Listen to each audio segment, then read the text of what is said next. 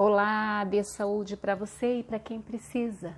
E vamos dar continuidade ao nosso resumo do livro A Dieta do Futuro, do Dr. Hiromi Shinaya.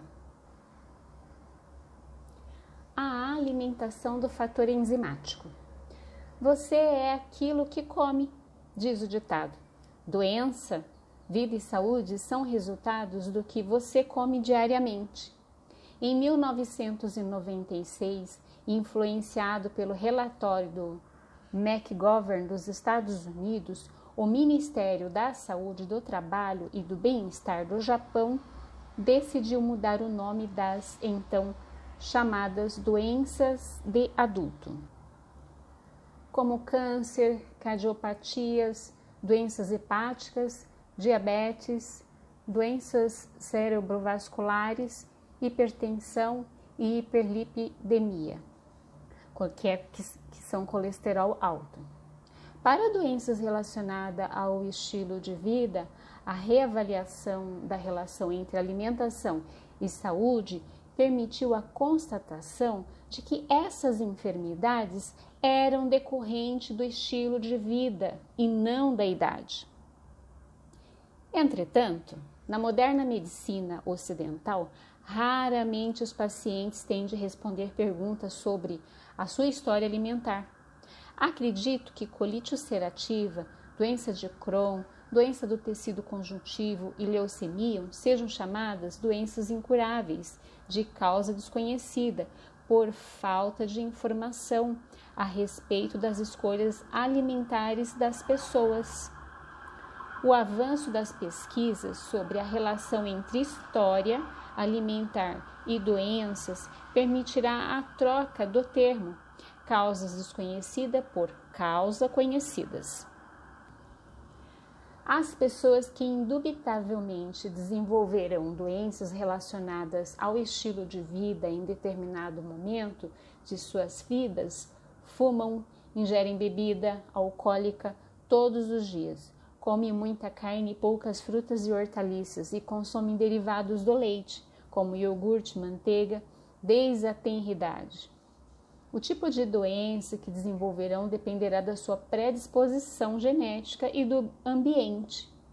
Por exemplo, pessoas com artérias geneticamente frágeis desenvolverão hipertensão, arteriosclerose ou cardiopatias, e pessoas com rins frágeis poderão desenvolver diabetes. Nas mulheres, fibromas uterinos, cistos, ovarianos e doenças mamárias poderão evoluir para câncer, enquanto nos homens o aumento da próstata e hipertrofia prostática poderá levar ao câncer, além da possibilidade de câncer de pulmão, pólipos colônicos e artrite. Embora o tipo de doença dependa de fatores genéticos e ambientais, não há nenhuma dúvida de que as pessoas com esses hábitos de vida terão algum tipo de doença. Cerca de 2 anos depois de ter começado a usar o endoscópio para examinar as condições do estômago e do intestino dos pacientes de forma direta, comecei a fazer-lhes perguntas a respeito da sua história alimentar. Quando uma pessoa passa por um exame físico ou faz uma consulta médica em um hospital, deveria ser questionada sobre o seu estilo de vida. No entanto, na maioria dos casos, esses exames se concentram apenas no presente, o que é uma perda de tempo. Para compreender por que as pessoas ficam doentes, é necessário conhecer toda a sua história alimentar, ou seja, quando comem, o que comem e como costumam comer. Obviamente, alguns pacientes não conseguem se lembrar de todos os detalhes, mas como tenho paciência para continuar perguntando, acabo descobrindo coisas interessantes. Por exemplo, no caso de pessoas que bebem leite, mesmo que seja apenas 1 copo por dia, as consequências para a saúde dependerão da época em que começaram a consumi-lo, se quando nasceram ou depois de adultos, bem como de outros fatores. Na análise da história alimentar de pacientes com câncer, em geral descubro que eles têm uma alimentação baseada principalmente em proteína animal e derivado do leite, ou seja, carnes, peixes, ovos e leite. Além disso, descobriu uma correlação direta entre a época em que a doença se desenvolve e a frequência com que o paciente consome esses tipos de alimentos. Em outras palavras, quanto mais cedo começar o consumo de proteína animal, principalmente carne vermelha e leite e seus derivados, e quanto maior a sua frequência, mais cedo a doença aparecerá. Seja qual for o tipo de câncer, câncer de mama, cólon, próstata, pulmão, a relação com a alimentação de origem animal permanece a mesma. Não importa o tipo de câncer, as condições intestinais do canceroso são sempre problemáticas.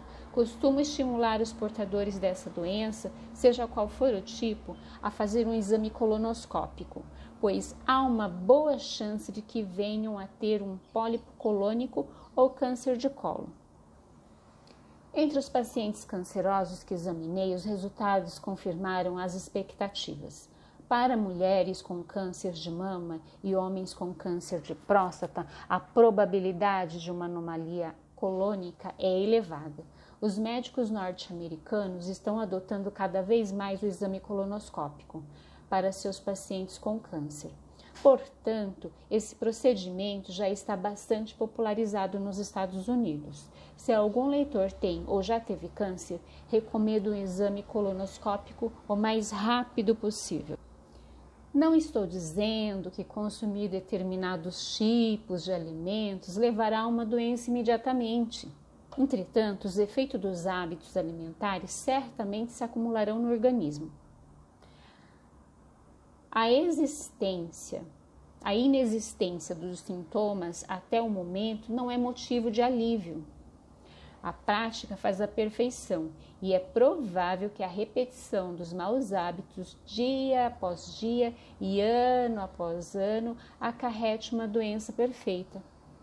Atualmente vivemos rodeados por uma ampla variedade de alimentos.